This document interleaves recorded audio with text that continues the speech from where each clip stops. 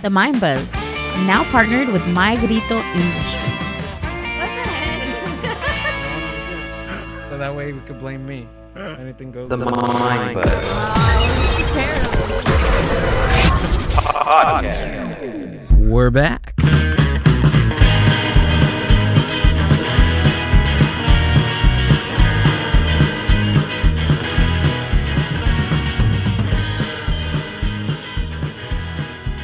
What is up, Mind Buzz Universe? Welcome back to another podcast episode of the Mind Buzz Podcast. I'm your host, Gil, and working the board this evening, the ones and twos, the one and only lovely Amber. How are you? Did you say Amber? Amber. Goodness gracious. How you doing? I'm good, actually. Yeah? Yeah, I'm pretty good. It's a crazy world we're living in right now at this time. I'm so glad to be back on YouTube and Spotify and having the podcast back. It's been like Couple weeks. Yeah. Yeah. We had some technical difficulties with our last episode. That guest is going to be coming back to re-record. Yeah. So I'm excited for that. It's all part of the process. It's all part of the process. And if you're on YouTube, if you're watching this, which you should be, commenting and liking and subscribing to the podcast channel, you can tell the difference. And I think for me as a creator, like going into something, thinking that you know everything about like the craft that you're doing I think that's the wrong way to go. And I'm just saying that because I've been doing things wrong for a very long time.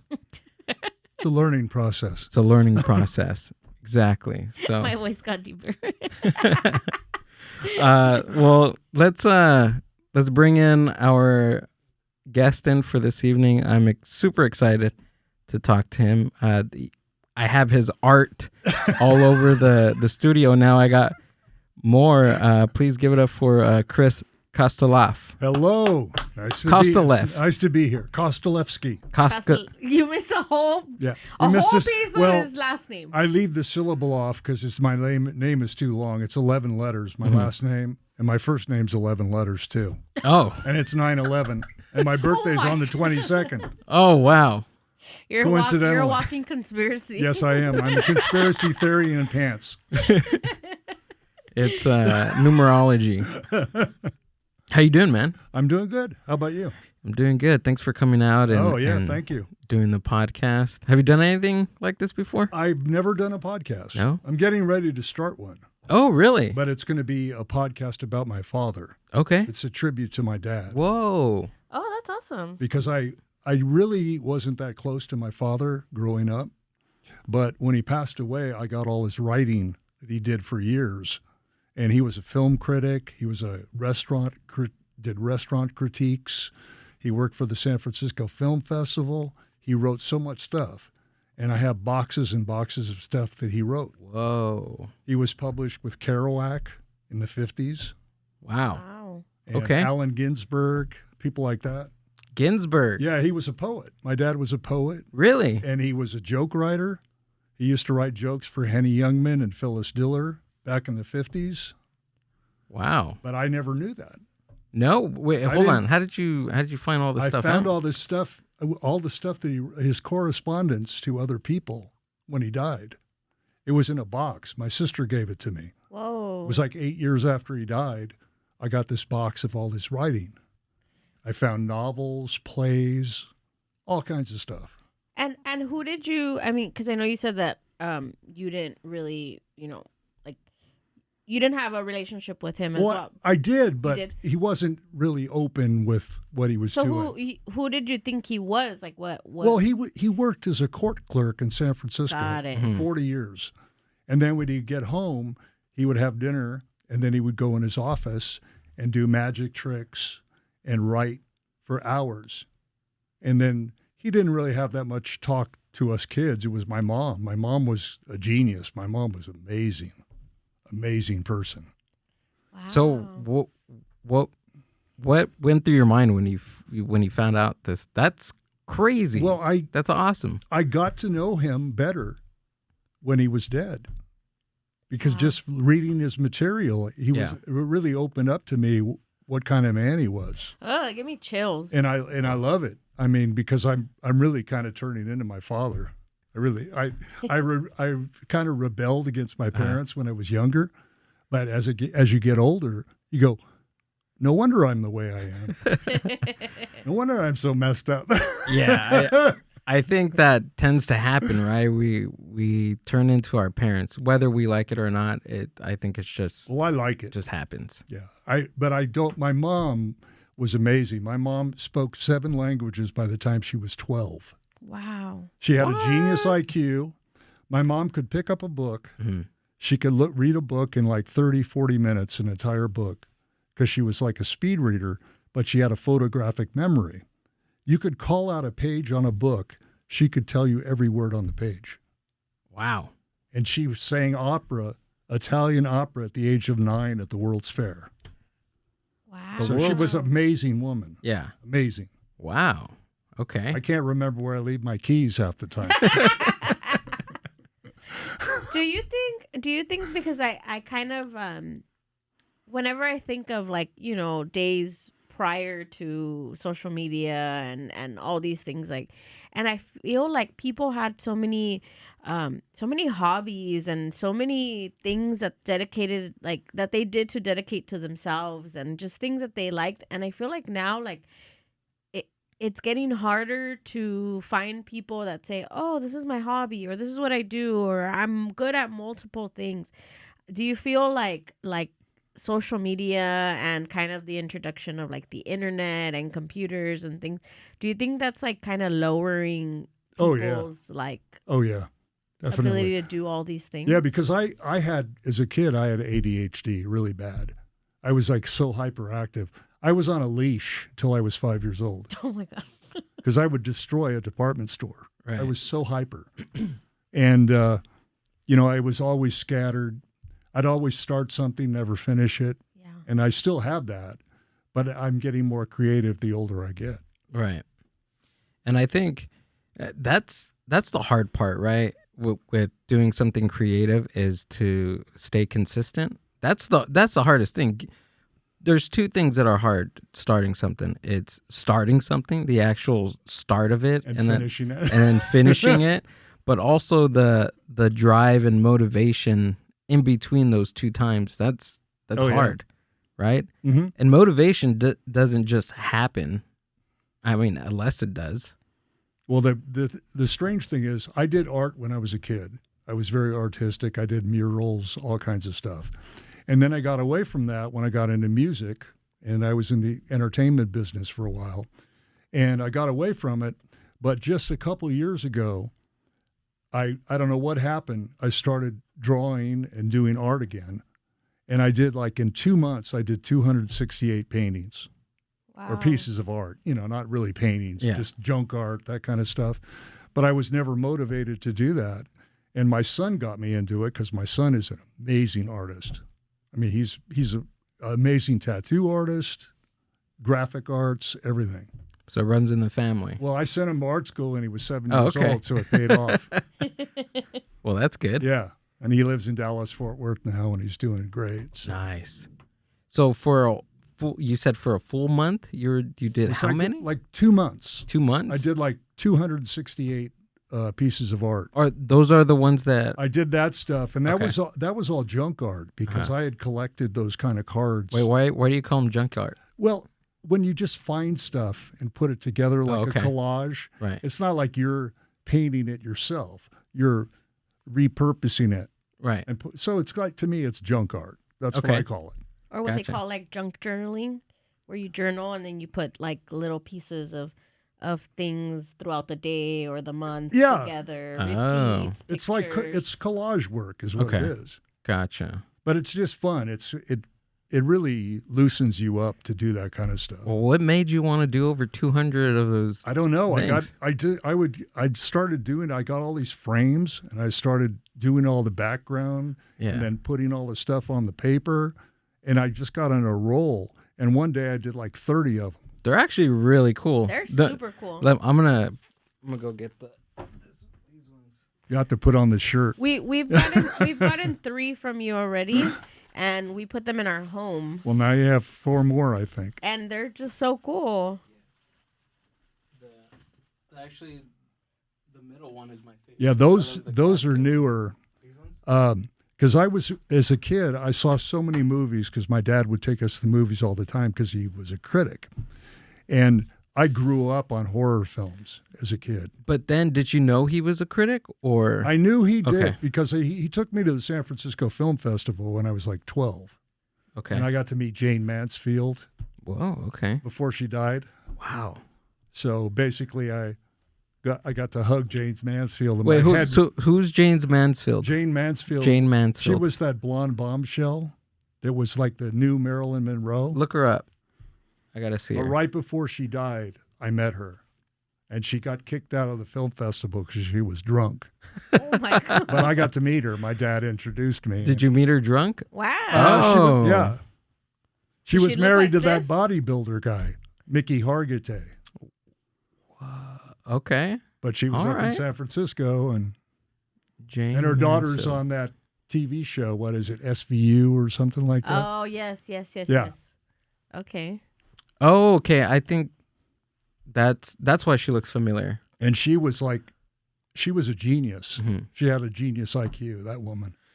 I feel like people back then were a lot smarter. I Honestly. agree. I think social media made us dumber. I think the internet. We thought that the internet. Oh wow, we're gonna have all this knowledge because we're gonna have access to all these different things in the world, and it did the exact I opposite. think the aliens got their way because we got all their technology and now it's making us dumber. Look at that one. Boom. This Oh, one's that's cool. But where did you get all these like little? I had like Art books pieces. of Okay. these things called wacky packets Huh? that were from the 80s. Remember Garbage Pail Kids? Yeah. Yeah. It was made by the same people. Oh, really? And it was in the 70s and 80s, and there was probably about 300 of them or 400 of them that came out. Mhm. Those things might be a little dusty on the back because No. they were sitting in my apartment for a while. And then you said these ones were These were- new. This is all like Hammer horror films. Oh. I had a deck of cards from Hammer Horror, and I cut it all out, and then I had all these little things that I put on here, and This They're cool. interesting. definitely fits Need a water here. fits the vibe Show it. for sure. Look at that one. That's cool. That's cool. And then you have the one behind you. And then oh yeah, That one's really cool. Chris came in with some gifts. Look at that. I like that one. All right, I'm gonna put it on this side. Let's get That's the a full reminder frame. of my youth, If you're of my on wild youth. if you're on I think Spotify, that's go going to. to come off. I'll fix it later. Yeah, some glue will hold Thank that you. together. Thanks, Chris. Yeah, no problem. Thank you. That's Thank awesome, you. man. Thank you for helping me get rid of stuff. Anytime. Bring it on. Bring it on. I think this whole studio is gonna be junk art. It's gonna be the junk art Yeah. studio, right? Every time we see you, I'm like, yes, he's there, because I Yeah. know you're gonna bring something. Chris, every time there's an open mic or a show that he's on, he always brings these art pieces and just gives them away And books. and books. Books on Wait, comedy. You used to bring books? I Oh. still do. Okay. Because if I know somebody is into a certain comic or the Mhm. history of film, I'll remember that when I'm having a conversation with them. Okay. And so I'll put it in the back of my car, and when I see him again, I'll give it to him. All right. Well, I like comedy books too. Yeah, I have so many books on film, and Just recently I've gotten into the audio biographies of comics. A few months ago I read the one about Rodney Dangerfield. oh yeah, It's amazing. Like he has like over 100 jokes just sprinkled into Uh-huh. that autobiography. It's I know amazing. I know a guy who actually wrote jokes for Rodney Dangerfield. He's a comic, Oh, really? and he lives in L.A. Okay. Yeah, Wow. and every once in a while he'll tell the jokes that he gave to Rodney. Really? Yeah. I heard that Rodney Dangerfield also used, I think back then, from what I've been listening to, it's called, what is it called? Let me bring it up. But I've been listening to this book lately, and it talks about the history of comedy, and more or less around that time, around like the vaudeville days, radio, early television, late night TV. So right now it's like in the chapters are split into like different categories, and in the book there's just tons of information in it, and I can't even believe. Yeah, a lot of comics used to buy jokes like through the mail from other comics, and it would be on a little index card, and they would give you like $25 for a joke. Right. Really? And that's what my dad did. He sent a couple jokes into Henny Youngman. And I remember I worked at the San Mateo County Fair in like 1979. I was the announcer for the fair, the PA announcer guy.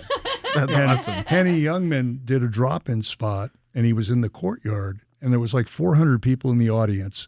Nobody was laughing. But there was this hysterical laugh from the middle of the crowd. It was my dad. My dad was laughing at his own jokes. Oh, your dad wrote them. He wrote some of the jokes he wrote. That's funny. Yes. Here it is. The book is called The Comedians. How did I forget that? The Comedians. What does the cover look like? Drunks, Thieves, Scoundrels, and the History of American Comedy. Oh, I've read that book. Yeah? Yeah.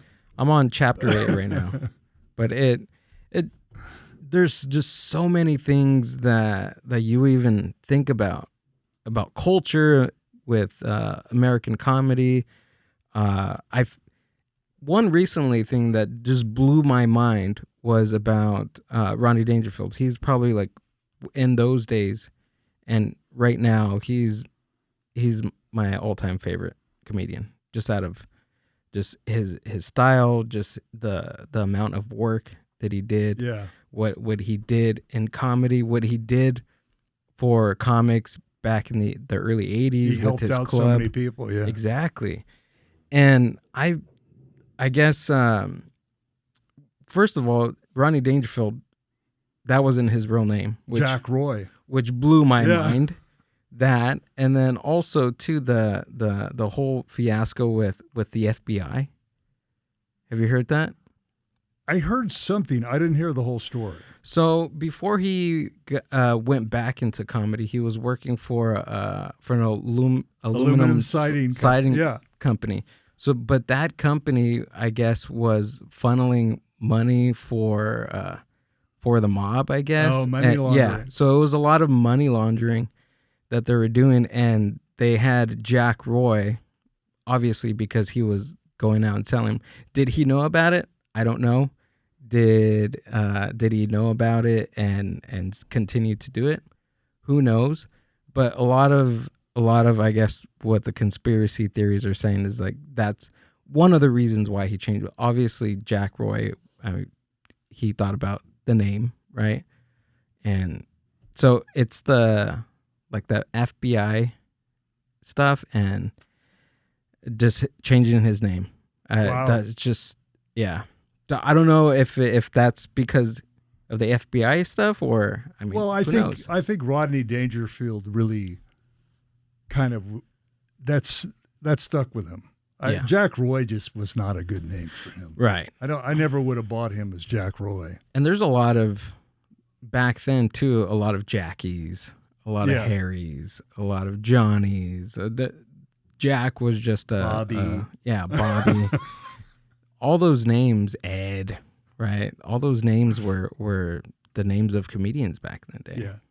So, And most of them were Jewish or Russian, and they all changed their name. right.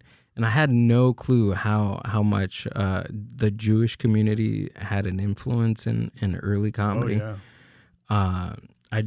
Today I was reading about Red Fox, right? Red Fox, he became the first African American club owner in, I think, Los Angeles, was it? Or I'm not sure.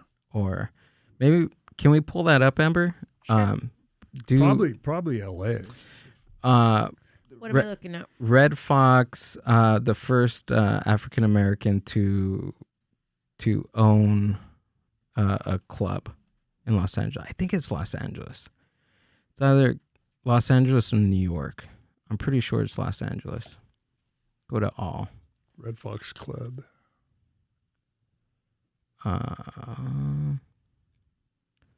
Comedy club owner. Oh, Los Angeles, 1960. There we go. oh, So he was one of the first. That is awesome. mm-hmm. I mean, just all these like little nuances that they get me excited about stand up. I love history. I love pop culture. Me too. Yeah. To know all these different things, I'm probably gonna forget, but just to get that excitement every day is amazing. Yeah, sometimes you'll hear a story about somebody and you had no idea that, like, Hedy Lamarr was like a genius. She's the person that invented GPS, basically. Really? She was like a genius.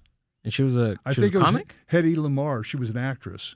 Oh, she was an But actress. if you hear about some of the backstories of these people, they think they're these dumb blondes or whatever, and they have like incredible IQs. They invent things. I mean, you hear the backstories of people, and it's amazing. Yeah. You don't really know. You know them as like an actor or a comic. Yeah, but and they're always playing a part. They get basically shoehorned into a part, the type of character they're supposed to play, but it's got nothing to do with who they are as a person. Right. Yeah. Did you get into all this stuff because of your dad, or did you like it? I think so. That? My uncle was a screenwriter, famous screenwriter, Whoa. and he got blacklisted during the Hollywood blacklist. Right. He wrote Invasion of the Body Snatchers. That was my uncle. Really? On my mom's side. Yeah. And he did all kinds of movies. I mean, he was a famous novelist and screenwriter. And remind me again what the blacklist was? The Hollywood, the communist thing, McCarthy trials. Gotcha. Okay. Right. And the attorney for that was Roy Cohen, who was the guy who taught Donald Trump what he knows about lying and stuff like that. Right. There was so much going on in the 50s and 60s that just it's crazy. In between all that stuff, the MK Ultra was going on. I mean, it's just learning about history and all these different tales and different sides of history, and just in Hollywood and just the United States. It blows my mind how much is going on all at once. And San Francisco was a hotbed for MK Ultra. Oh yeah, yeah, because they were always experimenting on aerial drops of drugs and stuff for mind control. Right. In San Francisco, and I think they dropped aerial LSD at one time in San Francisco near the Presidio, and a bunch of people had bad trips. Whoa, that was in the 50s. Yeah, exactly. Right. Who was the? I'm trying to remember who the Johnny Appleseed of acid was. What's his Timothy name? Leary. Timothy Leary. Tune in, tune out, and drop out. Right. But turn on, tune in, drop out. But there was another figure. Maybe Amber looked this up. Augustus Stanley Owsley? No. What do you look up the Johnny Appleseed of LSD. It could have been Ken Kesey, maybe. He supposedly worked with the CIA, and he supposedly worked with the government. And what he was doing, he was going to all these different subcultures and obviously handing out. I get at one point he had like a 5-gallon jug full of LSD that he got from Switzerland. Alfred Matthew Hubbard? That could be. Al Hubbard? No. Captain Trips. Al Hubbard. Let's see.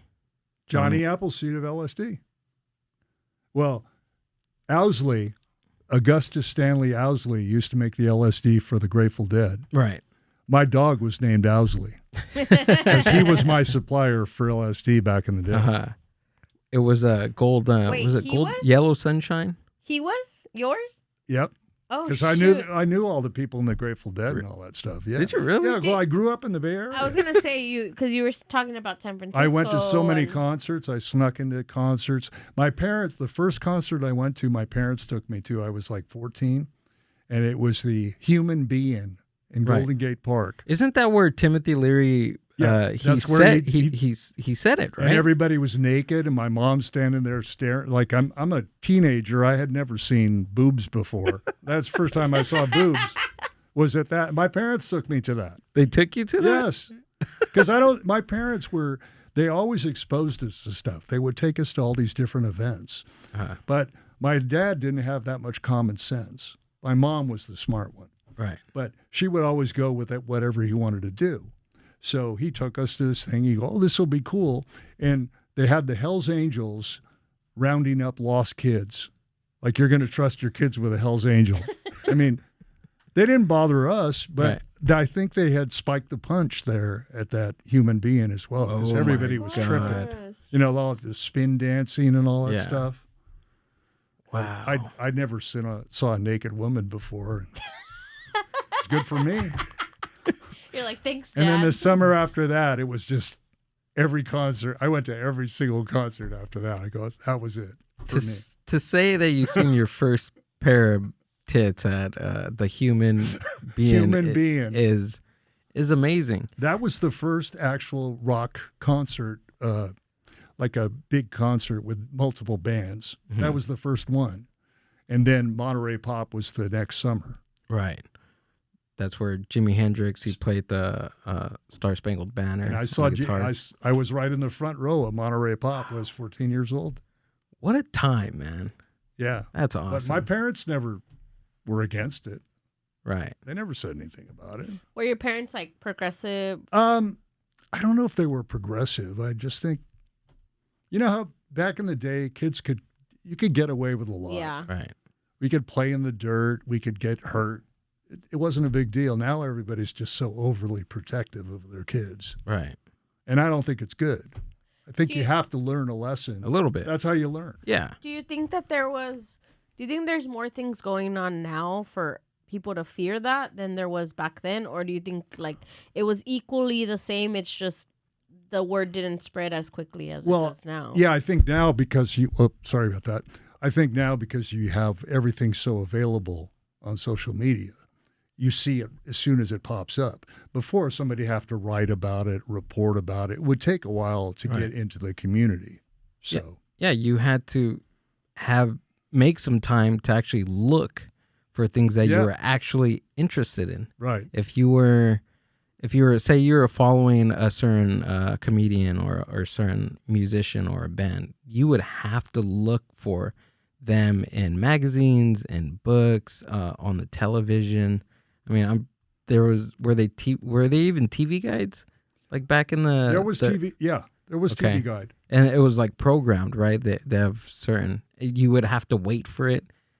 You wouldn't be able to click on something and There was boom, only pops up. There was There it only is. 3 channels. That's it. 3 networks. You have That's to it. wait for ads. It's just it's totally. You know what? Sometimes to feel a little bit nostalgic, I'll put a commercial on. We'll watch commercials. I'll pause a streaming service just to get that nostalgia back. Well, do you ever watch some of the old variety shows that they have them on YouTube, like Yeah. Ed Sullivan and stuff, and they actually have them with the commercials. Oh yeah, So you Right. see all the like dancing cigarettes and dog food commercials, and it's cool. It's kind of cool. it's really cool. There's even on YouTube. What were we watching a few weeks ago? We were watching like a sketch comedy show. Was it In Living Color? And they had the Living Color. and they had the Yeah, they ads had on that. there too. Oh, the yeah. commercials. Yeah, those were awesome, amazing. But we also one time watched like hours of somebody did like a compilation videos Of all of commercials. all Yeah. commercials from like the 90s. So we were like watching it Yeah. to see if we remembered them as kids, and the majority of them we were like, yeah. For Like- hours, we sat in front of the TV for hours, just watching old commercials and just talking about Yeah, the old like- commercials. Plop, plop, fizz, fizz. Oh, what a relief it is. That all those things that get in your head, the earworm. Yeah. And you just couldn't get it out of your head. See, I didn't understand before when people that were older would be like, I remember this and I remember that and things were so good before, and I should just be like, just get over it. And now that I'm like in my mid-30s, I'm like, like I remember that. Oh, I remember this. Oh, I wish things were like that. And I I'm like, remember I all understand. the old cigarette commercials. You know, the doctors would be going, "This cigarette is good for your health," and they're smoking a cigarette, and That's crazy. and then you find out they died at the age of 50 from lung cancer. Or when they had like pregnant women smoking and like Yeah. that was Smoking around the kids, right?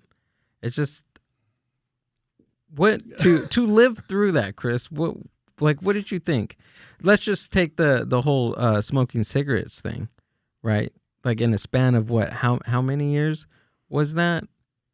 Like over like a 30-year Yeah. span. I want to say commercials. of commercials. Yeah, 30, 35 years. Seeing the trajectory, right, of Philip Morris, and then the I forgot the orange. I can see the logo in my head. It was orange. It had like the no smoking thing. I'm trying to remember it, but it was like an anti-smoking company, I guess you want to say, of all that propaganda. But the commercial I'll never forget is the lady with the trachea. oh yeah, Oh, yeah. I was like, I never Smoking a want to cigarette smoke through her ever neck. again. yeah. What a time to be alive. My cousin, I went to Mexico last week for a funeral, and one of my cousins is like an avid smoker. He's been smoking since he was probably like 13. And he had a pack of cigarettes, and he put them on the table, and I was like, oh, what is that? And in Mexico, I don't know if they have them here because I've never bought cigarettes, but in Mexico now, it's been about like 3 or 4 years where they have to, on like the pack of cigarettes, they have to show the consequences of smoking cigarettes. Do they do that here too?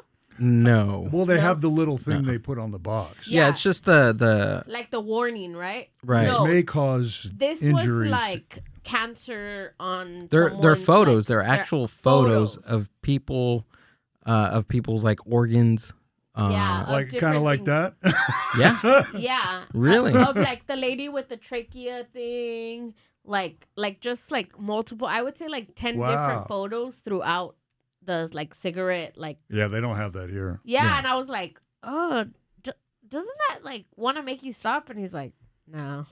I'm like, okay. Some people will never stop their bad habits. Well, you heard Bill Hicks thing. Well, he'll just get another. He has a joke about cigarettes, and I don't want to butcher the joke, but he sees that may cause lung cancer, and he has another one that says there's a pack of cigarettes that says don't smoke if you're pregnant, and he goes something like, well, I think I found my brand or something like that, because he's not obviously he's not pregnant, but I butchered that. I don't think people would change their habits if that photo was on, at least in America. I mean, because a pack of cigarettes right now is like $15. Seriously, it's gone really expensive to I be used a to be smoker. a chain smoker. Right. When I was younger, I smoked 4 packs a day. 4? But they were 22 cents a pack Oh, when I okay. smoked. Well, that's a lot. It's a lot cheaper than now. Wait, I want to know what you announced at the fair. What were the things you were? I would always talk about the entertainment. We had Ricky Nelson perform there, Chubby Checker, people like that. Oh, So I would talk about them. yeah. And I remember one time I was talking about I said Ricky Nelson, and his wife at the time got very upset that I called him Ricky Nelson because he was trying to forget his past as Ricky Nelson. Now he was just Rick Nelson. Oh. But he signed my album for me, and he was nice. And it was like they could hear you throughout the fair. Yeah. Oh. Yeah, okay. on all through the fairgrounds. And then I would go out every day and I'd walk around the fairgrounds with a notebook. And I'd write down all the different stands, the hot dog on a stick or the funnel cake. I'd write it down, and then I'd write jokes about that stuff. Really? So all day long, like maybe 40 minutes per hour, I would just talk on the PA system until people said, tone it down a little bit. I always got in trouble because I always say something I shouldn't say. But I did it for 5 years. So wow. Consecutively, for the fair? Yeah, it was a 2-week run at the fair. And I was the announcer. I was in radio at the time, too. Oh. So it was kind of a summer job, and it was fun. But I always got into trouble. How did you get into radio? I started radio when I was probably 21. Wow. And I did like public radio, volunteered, and then I started working in station. I worked at 29 radio stations in 8 years. Holy crap. I moved all throughout the San Fernando Valley, worked in Carmel, Monterey, Salinas, Stockton, Lodi.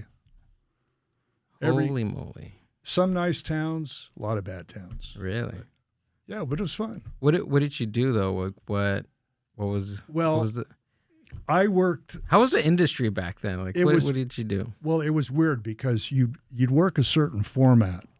Okay. Like you were easy listening or country or whatever. And then they would change the format and they'd get rid of everybody.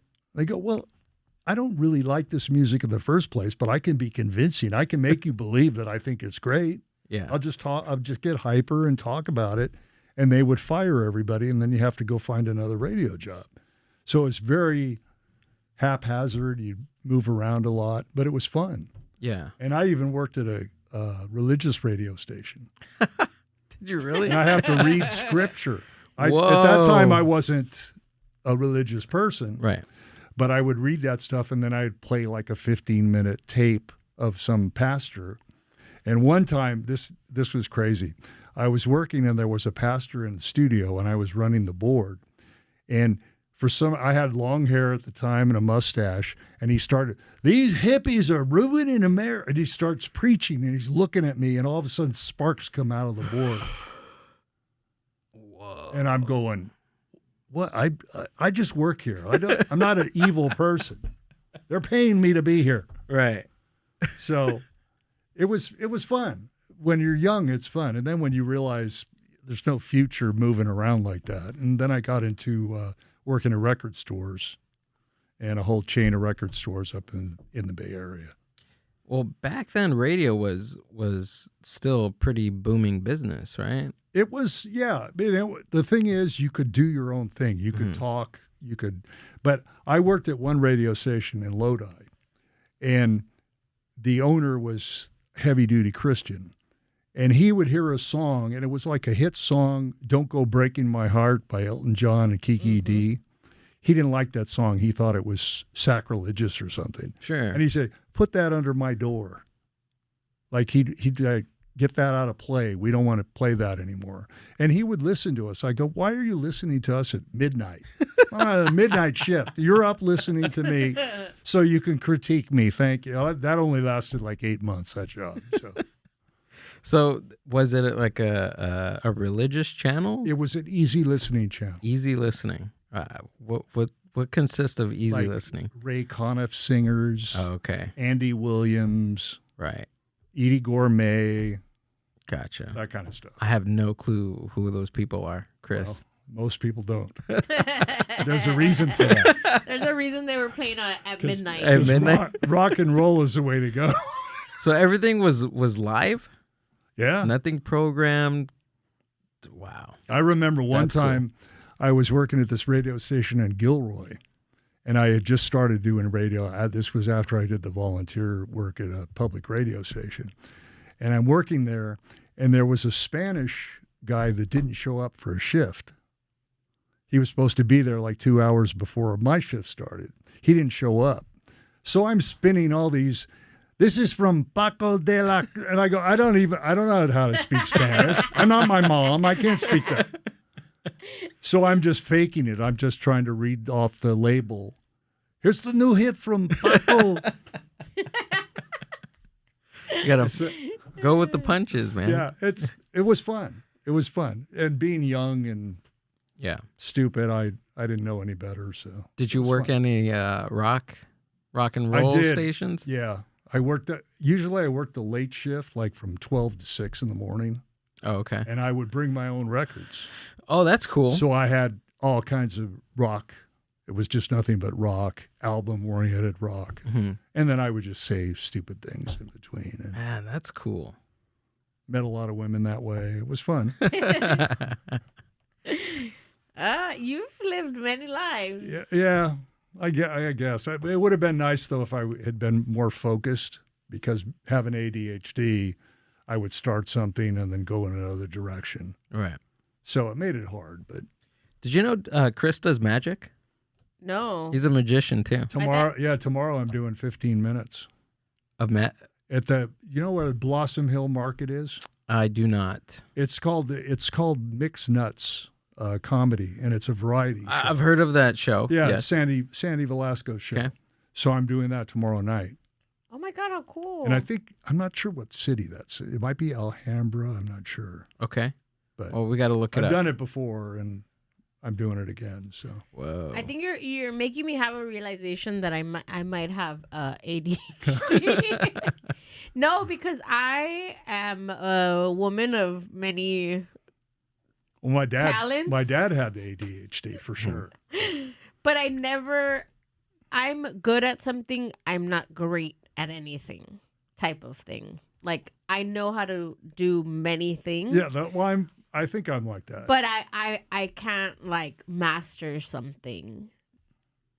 Well, you can. I can, but I lose interest. Yeah. I once I get to something that I want to do, I'm all in. I'm learning. I'm doing it, and then I lose interest, and I'm done, and I don't want to see it ever again. Yeah, you invest all this time and money into a thing, and you go, oh, I'm going to do this, I'm going to do that, and then all of a sudden, I don't want to do this anymore. Yeah, I want to do that. I wonder what that is. Just because I get like that too. Having too many options. Right at the top of this, we're talking about like the motivation piece, right? In between starting something and ending something, that middle part is always, you can say it's always the hardest because you have to consistently keep working at it. But I think if you have an idea, right? If you have an idea of what the end result may or may not, you know what you don't want it to look like, but you're getting the idea as time goes on to what that end result is. I think for me, that little piece of, okay, I'm almost there. Don't quit. It's almost there. That keeps me going, knowing where the result is going to be. I think a lot of it too is when you start something like that. I never did this before, but if you have steps, small steps to take you to the next level, and you just kind of keep moving up closer to the goal. Right. But you have to kind of map it out. You have to have like little mini goals in between. Right. To get to that main goal. Now, is this something that you've written down or you just have in your mind? I write, I journal a lot. Okay. Because I have like so many notebooks. I go through my stuff every once in a while and I go, I can't believe I wrote that. Some stuff is just nonsense. Yeah. But every once in a while you go through things you wrote 20 years ago. Yeah. And you can actually bring that back into something you can use now. Oh, yeah. Yeah. Definitely. I have notebooks that I've written. I've lost a lot of stuff in storage units that my family wasn't able to pay. I wasn't able to pay. So I lost a lot of stuff like as a child. But I still have some notebooks from, I want to say like 6-7 years ago that I still go back and read, that I was just like, oh my God, I was losing my mind. I was losing my mind here. literally, I was going through a bad breakup, and I wrote like 3 different pages of like, you're gonna be okay, you're gonna be okay, you're gonna be like, for like 3-4 pages, like over and over again, and it kind of helped, I guess. I mean, I'm here. Well, But it's therapy to write like that. Yeah. Because did you ever read the Julia Cameron's The Writer's or The Artist Way? No, I have not. They have a thing called morning pages, Okay. where every morning you get up and you write 3 pages, and it's free form. So Right.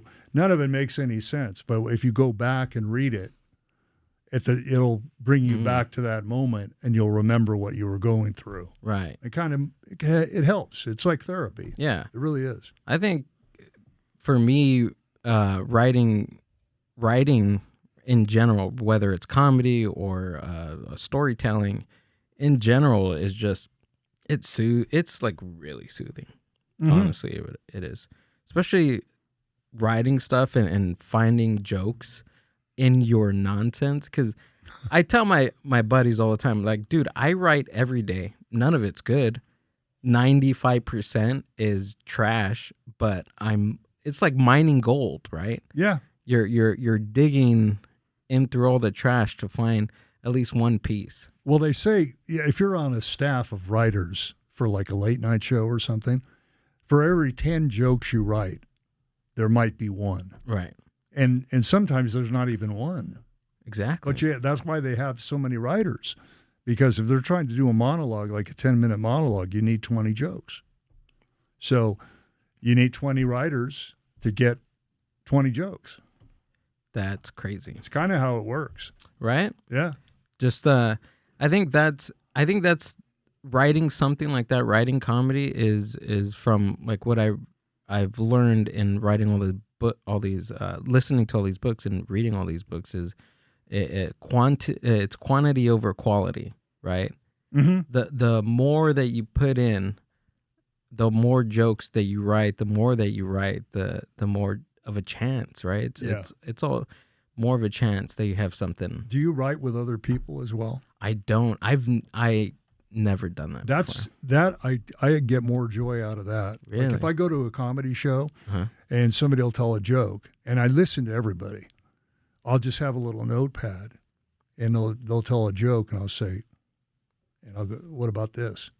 And a lot of times it ends up being somebody's tag. Oh, Because okay. I give it away because it's not my style. The joke wouldn't be my style, Mhm. but the tag would fit their joke. I would give it away. Do you think that or just in this generation of comedians, we've lost that? I don't know. I think there's some of that. It Yeah. depends on who you hang out with. Or maybe I'm hanging out with the wrong people? Well, a lot of the comics that do the open mics in the Inland Empire, they always are together. Like I'll run into all the same comics out there in the Inland Empire, and everybody's nice to each other. Everybody likes each other. So they'll have an idea and they share. And I think it just depends on the group. Sometimes you go into a group of people that they're not in your area, you're another city or whatever, another community, and they're not open to you. Right. And they're it's almost like they deliberately don't want to laugh at your jokes. Yeah, that's... I mean, I'll laugh if a joke's funny. I'll laugh. Right. I don't care if even if I don't know the person. If it's funny, you'll get a laugh out of me. If it's funny, it's funny. Yeah. Right? I think maybe it's just me. I have to try that. I've never tried it, writing with other people. I think I've written a pilot for a sketch. It wasn't a sketch comedy show. It was more of a web series Like that we a were vignette starting. type. No, kind of like an The Office style type okay. of web series that we wrote the pilot. That was the only time that we actually. It was me and another comic, and then we got another comic involved, and because he writes professionally, he writes for different movies, he writes commercials, so I gave him the pilot just to kind of look at, critique it, like, oh well, how are you gonna do this scene, like Format. format it Yeah. a little bit. He brought us down to reality and saying, how are you gonna, I don't know, how are you gonna have a car crash? Like, Right. how are you gonna do that, Gil? I'm like, okay, all right, I'll take the car crash. That's not in our budget. Yeah, exactly. But he kind of like opened that eye, right? That he opened that different layer that you have to think about while writing this kind of stuff. But that project is on the side. It kind of once he told me that, I was like, okay, this is not going to be easy, and it's going to take my full attention to do something like that. Right. So I get into that, like Amber, right? You start stuff and you're just like, ugh. ADHD. I'm the same way. I do that with with podcasts. I've always wanted to start a wrestling podcast. I have the logo, I have the intro sound, I have the content that I want to talk about. Okay, man, I don't have enough time for this. So I set up the stuff, I set them up, but then I figure I'm realistic with myself, and I say, okay, I don't have time for this. Yeah. And it ends up being that all the time is I don't have time for this. Well, I just did that recently because my creativity comes out in form of like baking and cooking. And recently I said, because I know how to make like sugar cookies, but I want to do the ones that are like really decorated and very intricate. So I said, I can do that. I've done like, a low level one before. So I went and I spent like $500 on all these things that I'm going to need. And I did like one round and then I was like, this is too much work. I was like, maybe I'll leave it for a day that's not hot. Because I started like right when like the heat wave was. So in my house, it got really hot. And Put some THC it's in too the hot. cookies. But I need to get back to it. Because when I was doing it, I was very focused and I felt good. Like I felt relaxed. But yeah. I did that with film. I wrote a short film. It was really good. We had the actors all set. One of the actors died and never got into production, but I wrote the whole script and I had it all plotted out. It was going to be good, but never happened. Because of that incident? Yeah, and I think I probably lost focus at that time too. I was going through a breakup and it just never happened. Gotcha. It's going to be like a Hitchcock style black and white film. Oh, that's cool. Yeah.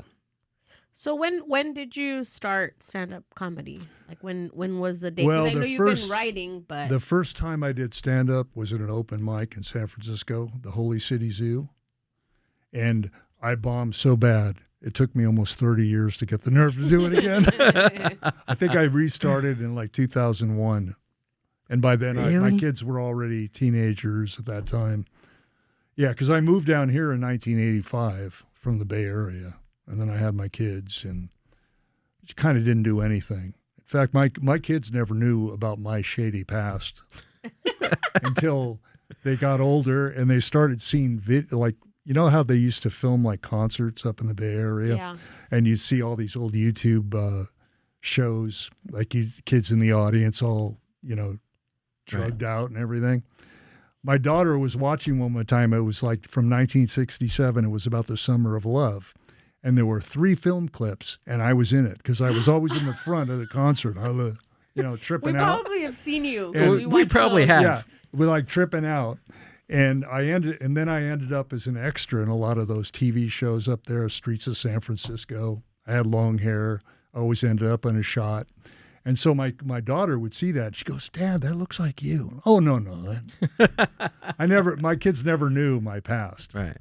And then I said, I'm going to tell them. They're old enough to know. And Yeah. so, Why keep it from them, right? but your I pop. just didn't think it was the right thing to do at the time. But Right, of course. So now I'm an open book, and everybody knows all the bad things I did. And I talk about it on stage, so it's okay. literally 30 years a gap between Okay, you. I think it was 1977, Holy City Zoo. Okay. And Dana Carvey was on there. Robin Williams was there. Kevin Pollak. At an open mic? It was an open mic. It was a Holy City Zoo where all the comics would go and work on new material. Right. And they mixed in open micers there. Wow. And so I went up there and I didn't, I had been in radio and stuff, but I didn't know about writing jokes that much. I mean, I thought it was funny, but everything I did just bombed. I don't want to do that. And those guys were so good. There's no way I can do this. Yeah. In between that time, did you write down material, or was it just your journaling that you did? No. I mean, I raised my kids pretty much. Yeah. So what was your 9 to 5? I worked Circuit City distribution. Okay. Yeah, because when I was in the Bay Area, some of the last jobs I had, I worked for the Record Factory, which was a chain of record stores, and I was the manager of the warehouse and distribution. And then I went to work for Bill Graham, and I had 3 jobs working under Bill Graham. I worked for his T-shirt manufacturing, Winterland. I was a bartender for Bill Graham at concerts.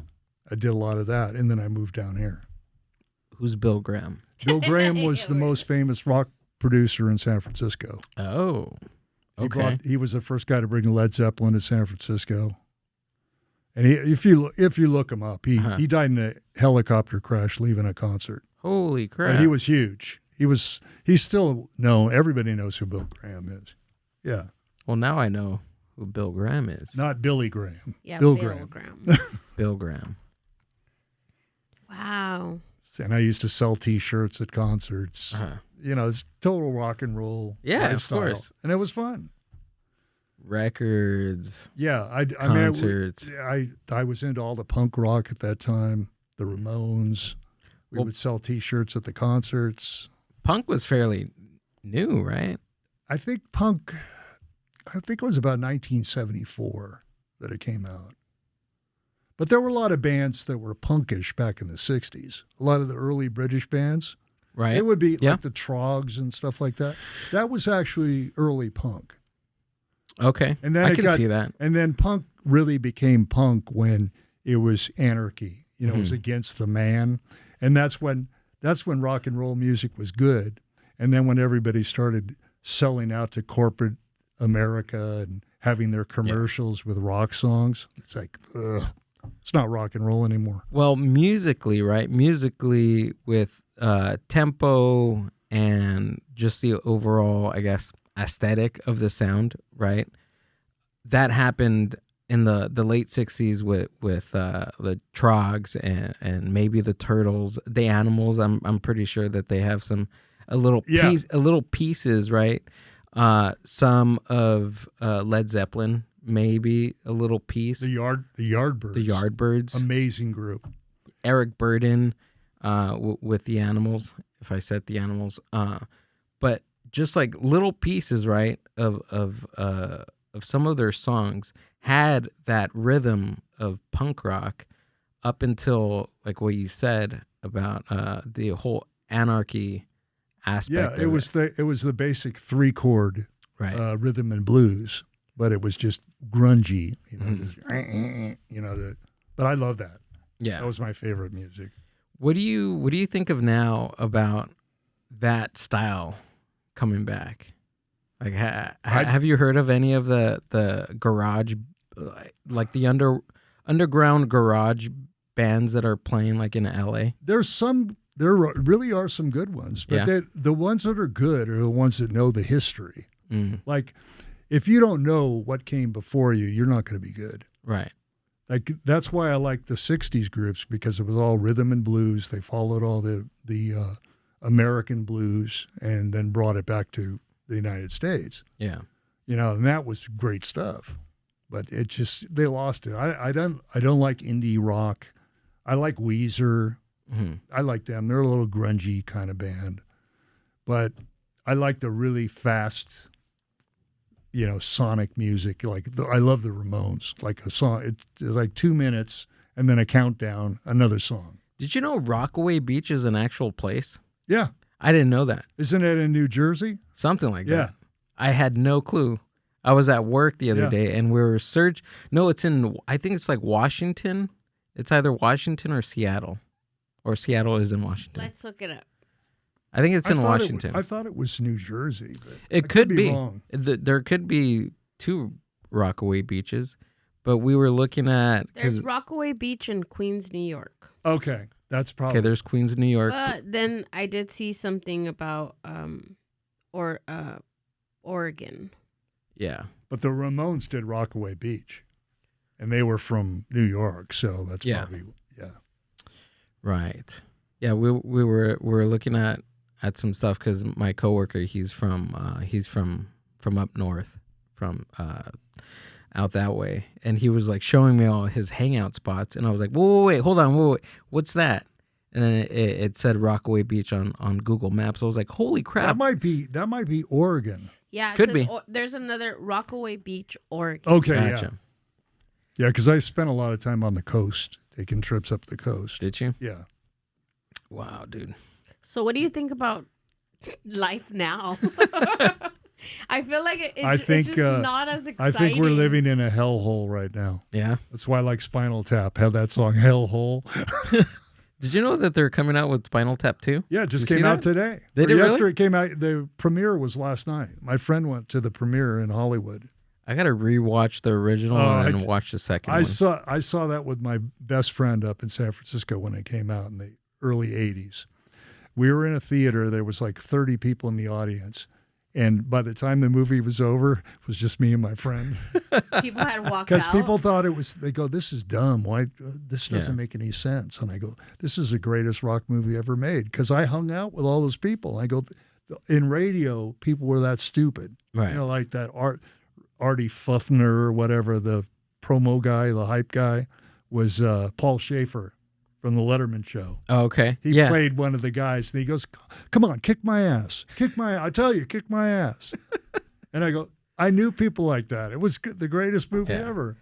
It's kind of like a spoof kind of mockumentary type style, right? That was the first mockumentary. Of its time. Like there was nothing like that before. And everybody, the funny thing is, that movie was so realistic for people in the music business.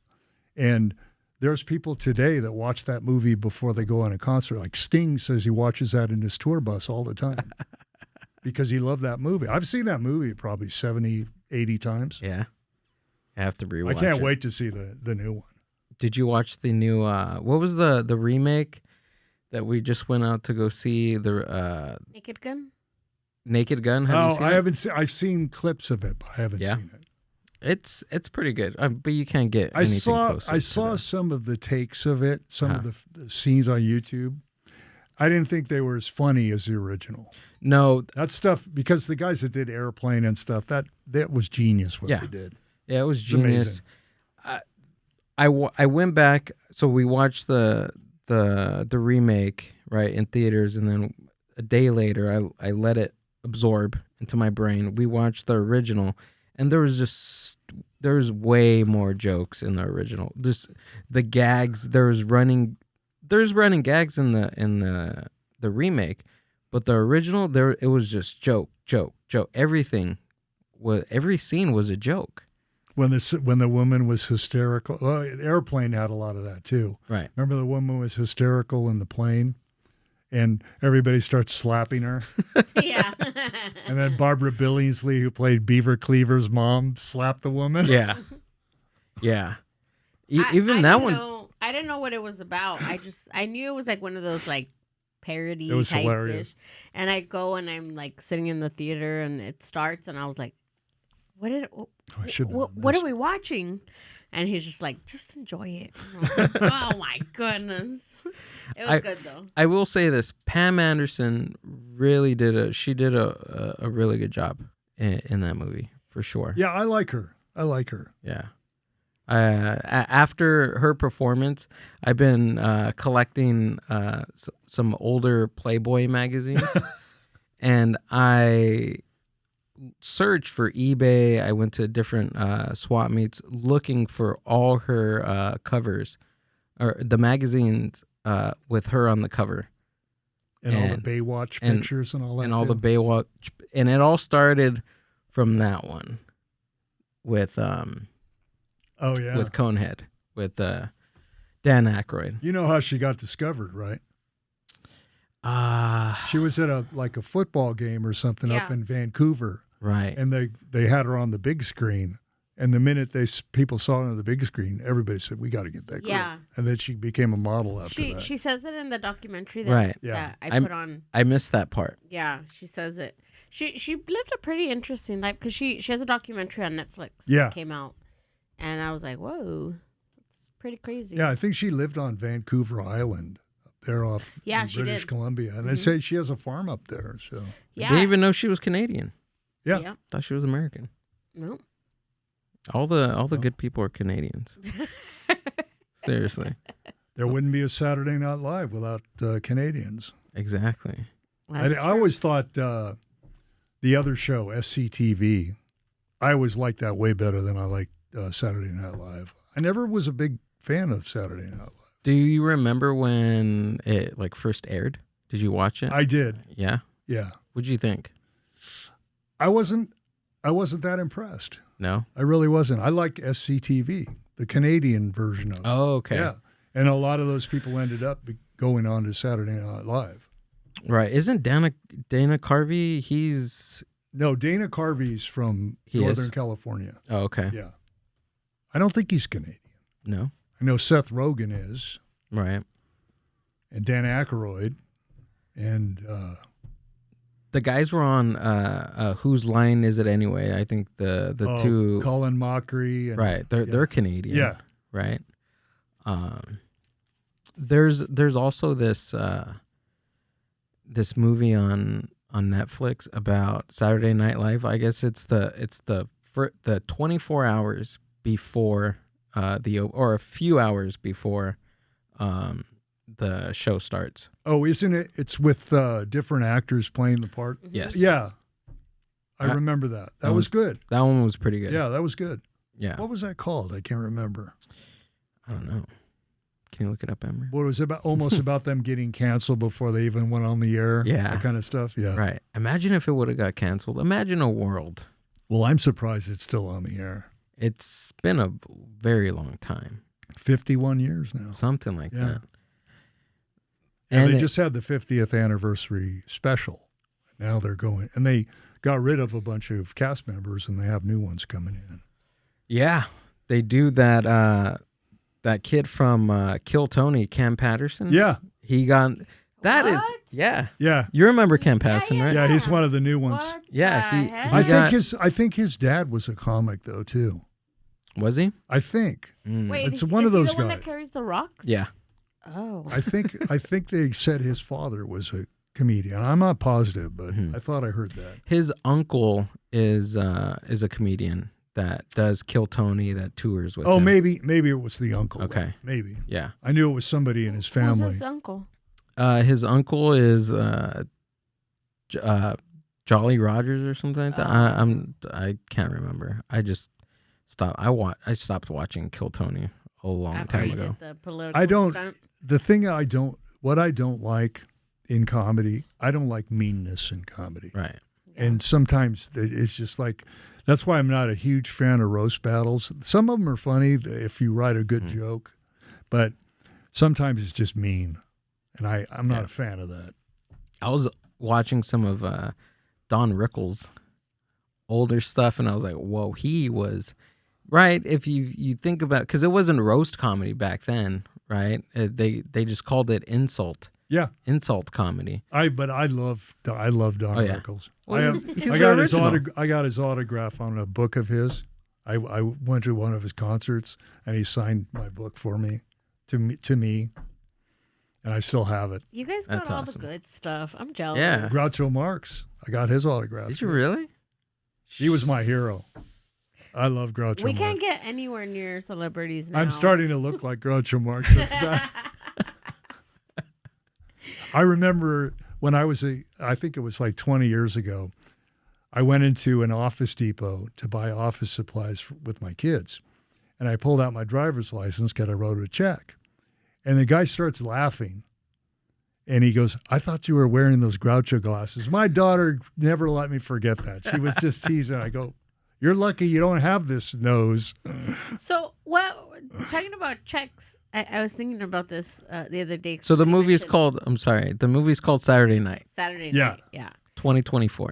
It's good. So what would happen if your check bounced and you gave a check to the store? What would happen? I think, well, you get charged for that.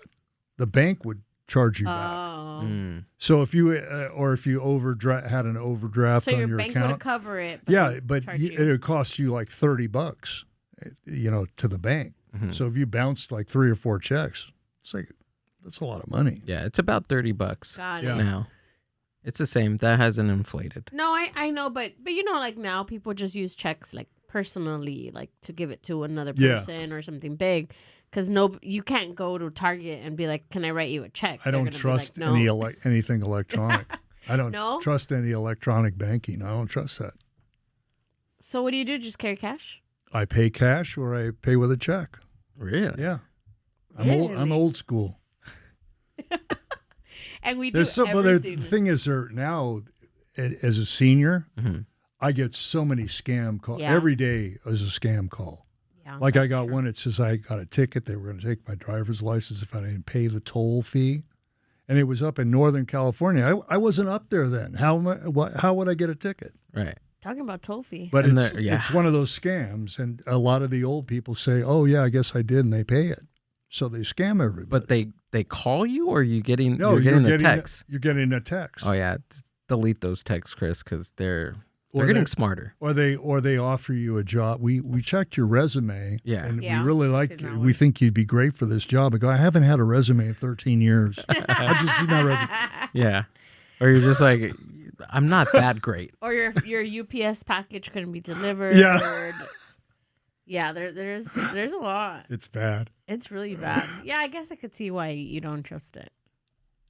Yeah, because it's all public information, right? Yeah. There's companies out there that just are selling data, which is scary because that's all your personal information, your address, your phone number, your emails. Yeah, but we put that out like we give it out like we're giving out candy. Yeah, like, that's Yeah. true. on anything, like everything on the website. You want to see an article and it says, "Oh, sign up in order to see it," and you're like, "All right, I'm gonna put my All right, I'll put my- email." Yeah.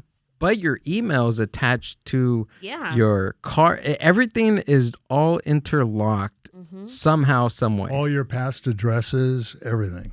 Right. When I signed up for the business license for the podcast, it went out because there's a publication that you have to do if you're starting a new DBA.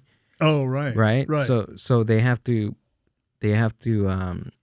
publish that in like a newspaper or some type of article. Usually there's you'll see 2 pages at the back of a newspaper of all the DBAs. Right. Yeah. So that happened, and once that, because I have my cell phone number connected to the DBA, and after that I was getting so many calls. Really? Right. So Yeah. many calls for business insurance, for marketing purposes, for ads. It was crazy. I had to block a lot of numbers.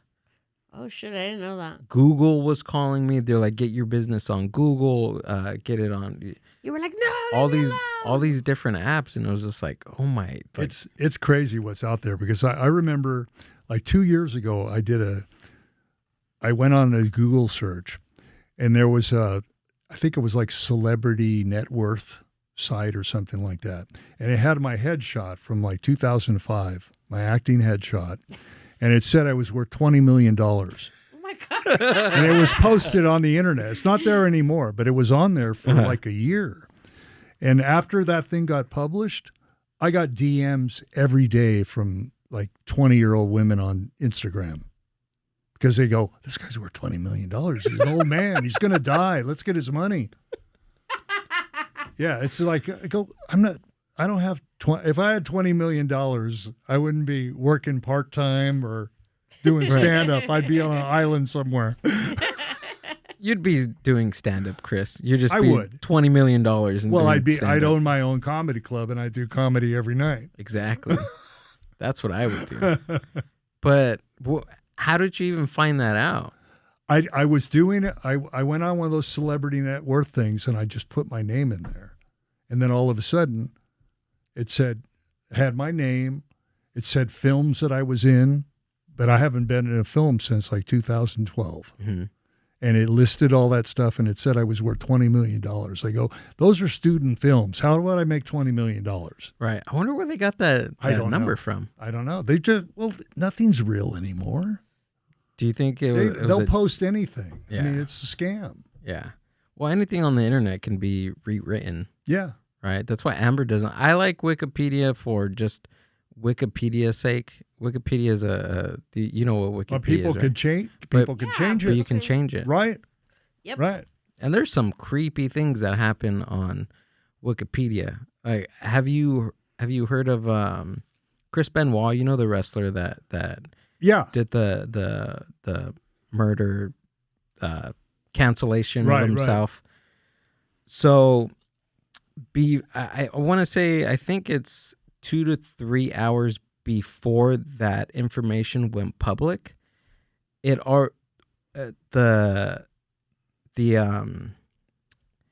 thing on Nancy, right, which is his wife, that already showed her death, like a few hours before that information even went public. Oh no, that is weird. Yeah, it is. That is weird, and they had to do all these deep dives into the IP address and to see who changed it, what information that they know. That's weird. That's horrible. That's weird. That's horrible to do. Yeah, well, some people are bored and they just need something to do. They need a hobby. They must have ADHD too. But that like specific was crazy. Yeah. To see and to hear. I mean, the internet is wild. It is. What it must have been like to live in a world without the internet. And before cell phones too. Yeah. You don't like cell phones? I need my phone now. I'm dependent on my phone now. But I think people started getting a lot dumber when cell phones came out. Yeah. Because you see people walking through the store, they're just like this, just staring at their phone. A friend of mine, you're not aware of anything other than your phone. A friend of mine I think he has a flip phone. It's not a smartphone. It's maybe he can send pictures. It has some weird zip code on it or area code on it, but it's not a smartphone. There's no apps. You can't put apps on it, and he has no social media. He has no social media. He's like, dude, I'm like so much happier. He's my age. Yeah. He's a few years younger than me. He's in his 30s, early 30s. And he said, he's like, yeah, man, I'm so happy. I get a lot more done. I'm more productive. And honestly, these last couple of months, I've been glued to this thing. And I'm realizing now, like, it's hurting my thumbs, for one. And I don't know, it's messing with my brain. Like, literally, it's messing with my brain, my attention span. I think, I don't know, I kind of want to chuck it sometimes. It's just, it's evil. This little thing is evil. I think a lot of the stuff with kids, like problems with school and things like that, they can't focus. A lot of that is because of your phone. Oh, yeah. I don't think kids should have phones that early in life. I don't either. And people are saying like, oh, but what if something happens at school? What if this? And I'm thinking to myself, like, how did we do it? Like, I didn't have a cell phone until I was 18. I think I was like 18 going on 19 when I actually got a cell phone. What did I do? I used to go to the office and call my mom if I needed to call my mom. I didn't have a cell till I was 50-something years old. Yeah, like I just... 55 maybe. Now they're giving cell phones to like kindergartners. Like it's scary. crazy. It's scary. Yeah. I see the emergency aspect of it, but also like what Amber said is like how there's a way. There's a way to do it. There's different ways to do it besides handing or even if they get a phone, maybe something that doesn't have all these different apps on them. Yeah. Right? Maybe like a not not or a smartphone. A way to restrict what's on the phone. Right. But I think kids shouldn't have phones. I think they should limit screen time too. I mean, if you notice now, kids don't play outside. Mm-hmm. Nobody plays outside. Like even my own nephews, like my sister limits now, but I mean, even then they're outside like moping, like, oh, I'm bored. And I'm like, I used to like, I couldn't wait until my mom would tell me like, you can go play outside, or my friends would come and things like that. I mean, I think kids were just more creative. We thought outside the box. We enjoyed things. You didn't want to go inside. You wanted to be outside. And now it's the total opposite. When I was a kid, my parents didn't supervise me. I could be gone for 2 weeks. They wouldn't even know I was gone. When I was a teenager, I was pretty rambunctious. So I seen a headline or an article about boredom, that like it's actually good for you. Yeah. Boredom is good for your brain or something like that. I think you get more retrospective. Yeah. When you're bored. Right. You reminisce about things. You can be more creative, I think. Yeah. When you're bored. I think even like as a couple living together, like we will sit together and be on our phones. And then there's times that I'm like, okay, I'm going to put my phone away. But then he has his phone out. And then I'm like sitting there like, okay. Like I don't want to be the person to be like, can you put your phone away? Maybe you should have a time. Yeah. Say from 5 to 7, no phones. Yeah. Well, you noticed last night I put my phone in the room while we're on the couch. Yeah, and so did I. I had to. I just, like I said, I'm getting tired of it. I think it's what really drew me in was building the podcast and sharing the clips.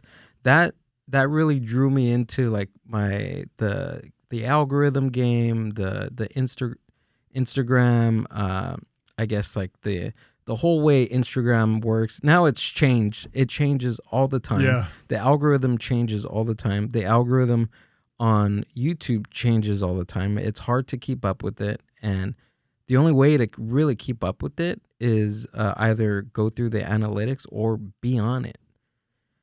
So when I'm looking through my phone, like on social media, I forgot who said it. There's an author that talks about creativity all the time.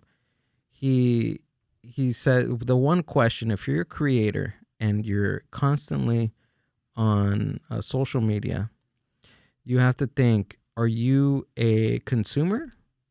Do you want to be a consumer or do you want to be a creator? Right. Okay. Right. So the time that you're consuming can be a time that you can use that time to create. Mm-hmm. So I have to remind myself that all the time when I'm doom scrolling. I'm just like, okay, what am I doing? But you have to have this self-awareness also. And the more time you spend consuming, the more your brain turns to mush. Exactly. Yeah. So we got to create. But it's true. I mean, now there's things like the thing that my dad always complains about. He says, he's like, you guys, well, you know, he just doesn't generalize, but he's like, you guys don't know how to get anywhere anymore without using No, GPS. I know who he's talking to. I know. He's not talking about me. He's talking about you. But it's true, you know, because what's easier? Okay, we're going to go to, I don't know, the Target down the street, and then we put in our navigation. Like, we're not even training our brain to look and to remember streets and to, you know, and Gil and I know a life before social media, right? But I think we got it right in our prime of like now. You're too young to remember Thomas guides, huh? No, I know how to use it. I used to actually use maps to get to places. Really? Yeah. Like Thomas Guide, I use that all the time. I know how to use the Thomas Guide, but because my dad has always worked construction, and he's worked all through Los Angeles, up north. So my dad used to always have a Thomas Guide in his truck. And then I used to be like, oh, what is this? And then I'd open it up, and then he'd tell me, look, we got to go through here and here and here. So now I'm very good with directions and remembering and knowing where I'm going. But also whenever I'm in the car, I get car sick if I'm on my phone. So by default, I can't use my phone in the car. So I'm just kind of like always looking and observing. You know what's really funny about the GPS? I was going to a show down in San Pedro, and they were working on that bridge there in Long Beach, and I think it was closed down for construction or something. So they rerouted. And down there, I guess they lost the signal, and it said, go back to your route, go back to your route, go back to your route. And I go, I don't know where I am. And it kept turning me around. It added an extra hour to my drive. Geez. And I got there right at the start of the show because I got redirected so many times. Right. Wow. So you can't even trust your phone. Well, look at what happened before you getting here. I know, the same thing. It's the same thing. But okay, so let me defend myself. Defend yourself. Let me defend myself here. Okay, so I do get where your dad's coming from. I do get it. But because this is how bad, and it's very dangerous. It's very dangerous. The only reason why I have the GPS, right, on the Maps app on my iPhone is so I don't have to think about where I'm going. Right. So I can focus on being on my phone. So I can focus on listening to what I'm listening to, whether it's an audiobook, a certain album that I want to get into, or even just, again, doom scrolling. While driving? While driving. Jesus. Yeah. It's gotten really bad. Really bad. And I'm this just... is your intervention. Right. Are you one of those people that goes at a stoplight and you're on your phone? Yes. And then the person behind you starts honking at you because you're not moving? Yep. Because you're on your, okay. Yes. You were probably in front of me a couple times today. That drives me nuts. I have to be like, go. I have to talk The worst thing is when you get into a left turn lane with a signal. Oh, yeah. And there's like 5 cars in there, and the guy in the front is on his phone, or the lady's on her phone, and then finally they go, and then the light changes, and you have to wait another 5 minutes. Exactly. That's I'm that, and I get frustrated. I feel bad. I feel like, should I just stay? Should I just punish myself too? And then I just take off. But I agree with what you were saying earlier, Chris. Like, I hate to see someone walking in the store, crossing the street, doing anything like that needs movement and on their phone. Yep. To me, I'm like, when you're crossing the street, your face should not be buried in your phone. You don't know if I'm going to stop. You think that we're going to stop because that's the right thing to do. But who's stopping really anyone from running you over? I've seen people in a mall. You go in a mall and everybody's on their phone. They're walking around. Every time I do that, I just think of the movie Dawn of the Dead with the zombie people. Yeah. It just reminds me of that. It's like people are brain dead. I think that people, like when people are at the stores and things like that and they pull out their phone, because I've fallen prey to this, but the only reason that I've done it is like if I am alone, like because I don't like going to the stores alone, but if I'm ever in a situation where I'm alone and I'm kind of like awkward standing there, then I take it out so that I feel like I'm not like, do you know what I'm saying? It's like a security blanket. So I think that that's what's happening to everybody now, is that because we're so always stuck in our phones, we are losing the ability to communicate with real people around us. I think that was the aliens' plan in the first place. All the back engineering of all of their technology probably came from aliens. They go, well, we'll just get the terraforming done now with the global warming. We're all going to be eaten by lizard people in 5 years. So we're all anxious to look at each other in the eyes, so we don't, because we look down on our phones. Yeah, it's a lack of that, and being uncomfortable, like being not wanting to be uncomfortable. Yeah, and that's bad because life is uncomfortable. Right? I mean, oh yeah, that's just more so nowadays. Exactly, exactly. But people are they're I guess they're trying to run away from that, and the security blanket is the internet. I don't know. I think I'm indifferent about that because I feel that people are more, they have more access to being themselves and to showing themselves on the internet, but at the same time there's that other negative thing that's happening.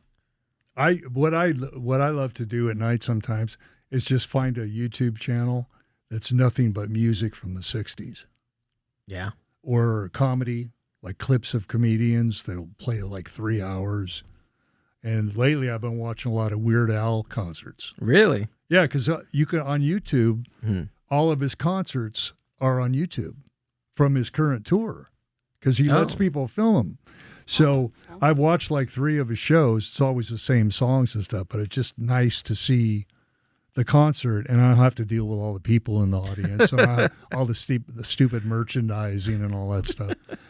That's the one thing I hate, merchandising with rock music, because if I like somebody and I'm advertising for that person wearing their shirt, why don't you just give me the shirt? Why do I have to pay you $40 for a shirt and then I'm advertising for you? Right. But I have to pay for it. But I think that's all changed, right, with just of how the internet plays into every market, even music. Why are they gonna, like? I'm pretty sure music companies or music records, anybody that's running a platform, they're paying X amount of dollars for their marketing when they know that they can make a buck on somebody buying a T-shirt. Yeah, they're showing you your advertising for them, but do they really care? No. I mean, when I used to sell T-shirts back in the 80s, right? You could get a really nice T-shirt for like $15-20. Right. Now it's like $60-70 for a shirt. Right. They're like $45, $50. But I think because back then that was the form of marketing, was wearing a T-shirt, sharing, not sharing videos, but actually talking about the concert and building this interest in a certain entertainer, and you're like, oh, I got to go see him. I got to go see that. Versus, oh, let me look it up on my phone. Right. That'll take 5 seconds. He's okay. And then trash it. People, you actually have to make a date, buy the ticket with the real person, pick out your outfit for the night, find out what you're going to eat right after the entertainment, find a date. Like, there's just so many things that we're missing out on because of the accessibility of certain things. Yeah, I agree. There's no more monoculture. There isn't. I want to live in a world again where I can say, "Hey, Chris, did you see the last Dexter episode?" Oh, the reboot, right? Like where he's in New York or something. Have you seen it? No, I haven't seen the new one. I love that show. The original. We're doing another. We're rewatching. We're rewatching the from first season all the way to the 8th. Isn't the new one where it's their New York and it's all these like really rich, powerful people that are all serial killers? Yeah. Yeah. Oh yeah. Yeah. I haven't seen it yet. They just finished. It's called Dexter Resurrection. Yeah. Right. They just finished their last episode of the season.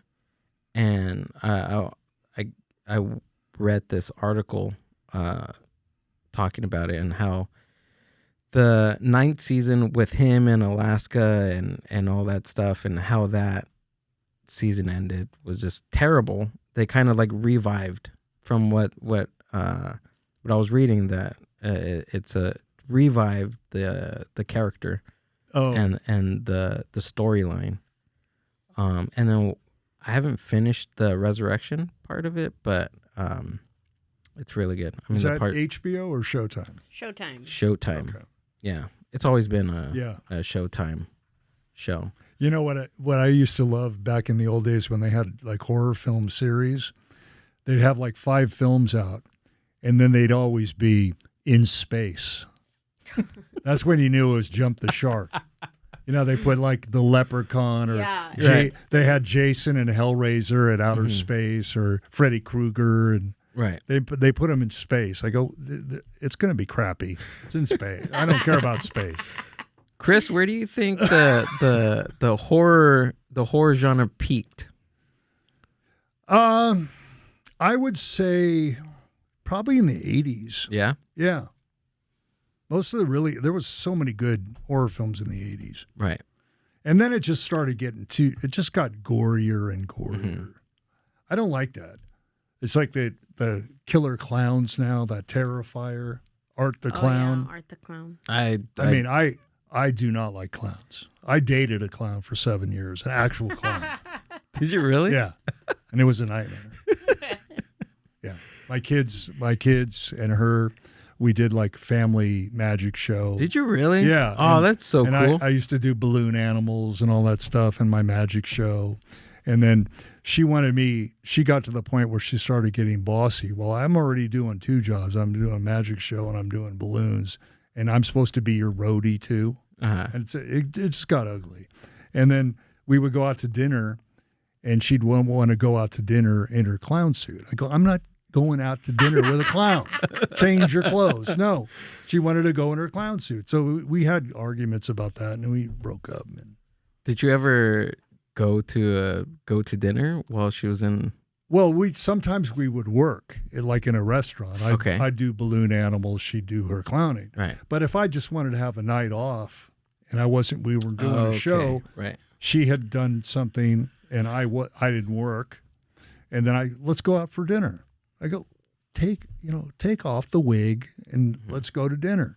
Because I remember one time we're in Riverside and we're at a stop sign and there was a dog in the car next to her by her window. And the dog did a double take, saw the clown, and just saw my like a shocking look. I go, now you know how I feel. Eventually that'll become a joke, but it's true. And how long were you with the clown? Well, when I first started dating her, The clown? she wasn't a clown at all. She didn't even get along with kids that well. Oh my God. And I had 2 kids. My kids were my life. I mean, I raised 2 kids. I mean, their mom was good, but I had them on the weekends and stuff, and I was really close with my kids. And so it got to the point where she wanted me to choose between my kids and her, and that's when we broke up. Yeah. No, you can't do that. But when we Wow. first started, I got back into magic because my kids wanted to do magic. So I would do shows with my kids. And she goes, well, you know what? I want to be a clown. And I go, you don't even like kids and you're going to be a birthday party clown? You don't even like kids? How are you going to relate to the kids? I told her that. And but she became good. She was very successful. And she had like 7 clowns working for her at one time. Wow. And she was really good at it. But I would never have pictured her as being a person that want to work with kids. Right. Because my kids didn't get along with her at all. So Would you tell her no funny business? I never said that. Is clowning still a thing right now? I guess. Yeah. Yeah. Huh. You see clowns and stuff on AGT, but it's more modern. It's not like the old school Yeah. clowns, like a Ringling Brother, 9 clowns in a car and all that stuff. But I also feel like people don't like hire clowns anymore for birth, or at least none of the ones I've been to. there's I mean, the thing is, there's so much access to clowns on horror films and things like that. I don't think people want to hire a clown. They made them scary. Let's have a murderer come to our party. Yeah. Yeah. We have our clown wall. Yeah. Oh, you see my clown wall right here? Oh yeah. These ones, we got these in, where do we get these?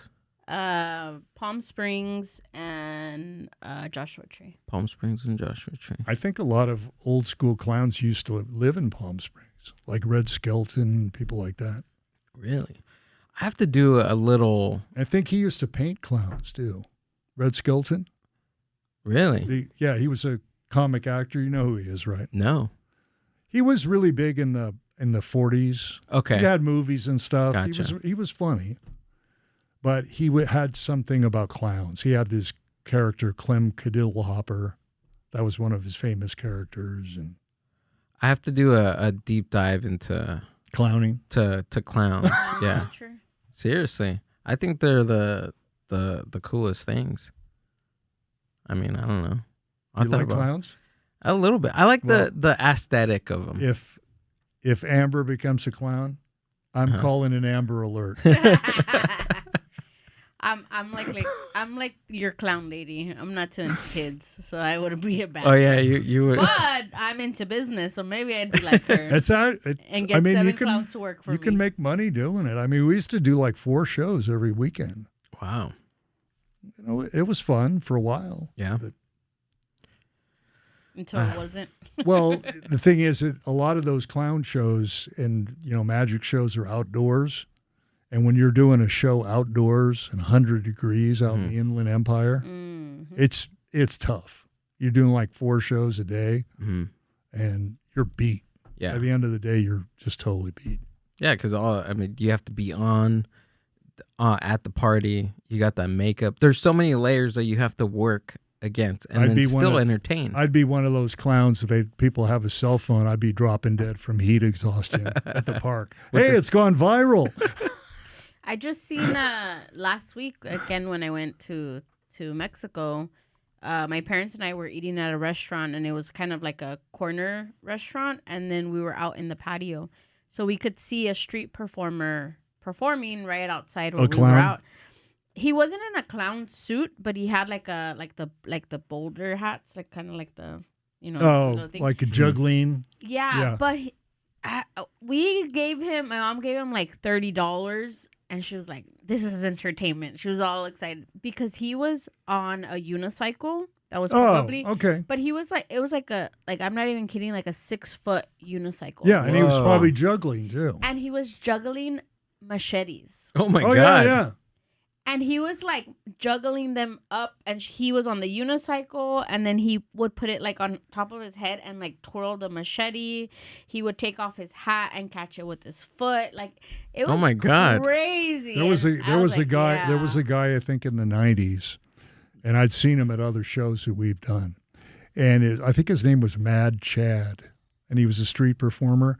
He juggled chainsaws. Jesus. And I think he cut off one of his fingers. Oh my god! But it is dangerous to do that. Yeah, I mean juggling, the practice that goes into that. Imagine that just to perform. It's dangerous. You could lose a finger, toes. Well, some of those danger I actually see on AGT. I don't know how they do that. It's I'm amazed that they're still walking. Or even people that like fire breathe. They were saying like long term because you're literally putting gasoline like in your mouth, and there's chemicals in that fluid too. So a lot of people end up getting cancer and stuff from doing that. Yeah, damn, that's crazy. That's what Penn and Teller. I mean, he was a fire eater, the big guy. Oh yeah, yeah. Because he really wasn't the magician.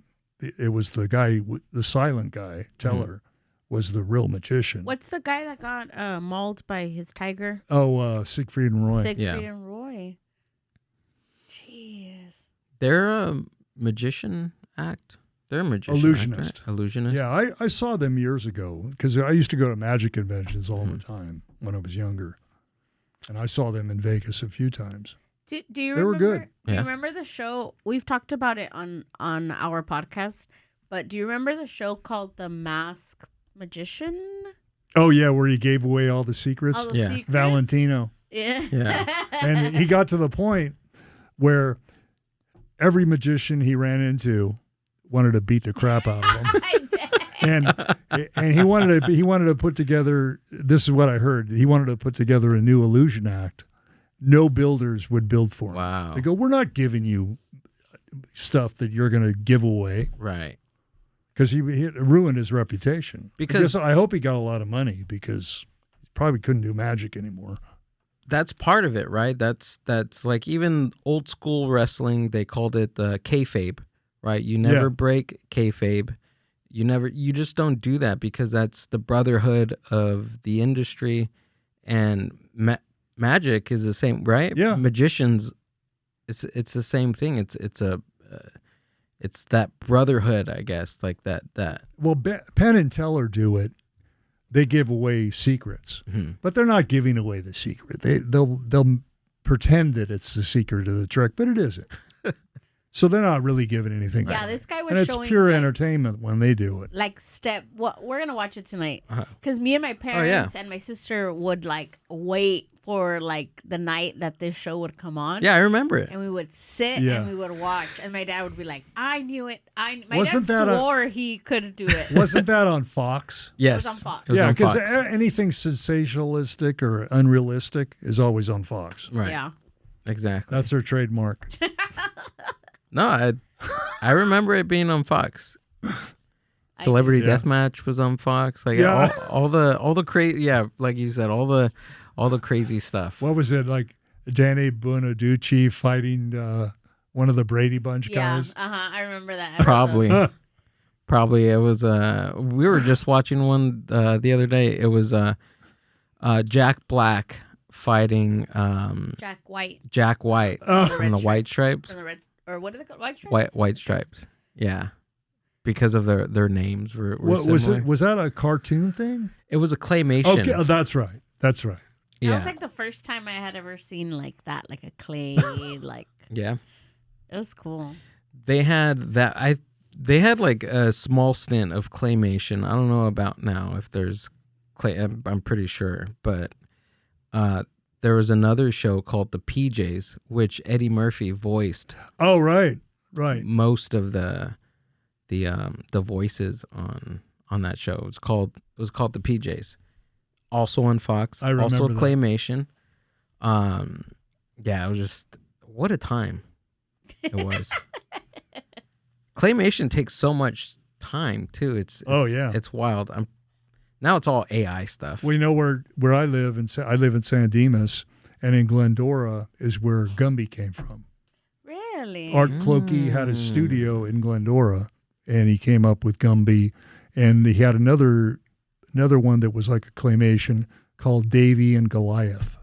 That's right. It's like a Bible-based Gumby show. That's right. I was obsessed with Gumby. Yeah. And then I watched it again as an adult, and I was like, oh. Gumby and Pokey. Yep. It's so cool to hear San Dimas in Bill and Ted's Excellent Adventure. I think watching that for the first time, like San Dimas, like why did they put? And they didn't film it there. They didn't. They didn't film any of it there. Are you serious? They filmed it in Phoenix, Arizona. Because they called it Waterloo, the park, right? And it was by a big freeway. It was in Phoenix. Really? Yeah, because Raging Waters is in San Dimas. Yeah. Right. And then they had the Circle K, and the Circle K is literally a block from my house. It's not the Circle K anymore. They changed it, but they didn't film it there. That was Circle K in Phoenix. Really? Yeah. I wonder why they did that. Why they didn't film it in. But San the Dimas. nice thing is, they eventually, San Dimas High School had their commencement. I think this was like 4 or 5 years ago when the third movie came out. Okay. Where they had the third Bill and Ted movie where they're older. Mm-hmm. And they did the commencement speech for the high school.